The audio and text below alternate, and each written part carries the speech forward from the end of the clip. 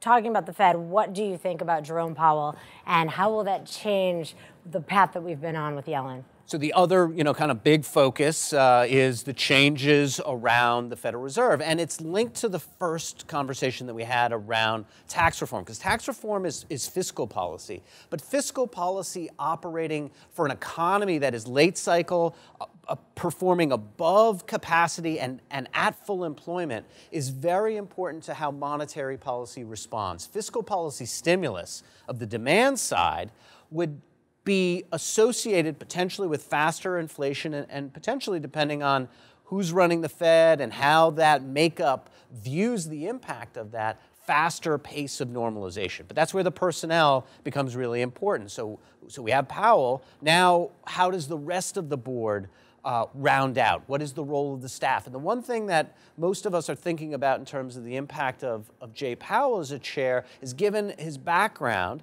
that raises the importance of the staff, the economists on staff. It raises the importance of the other members of the board around him.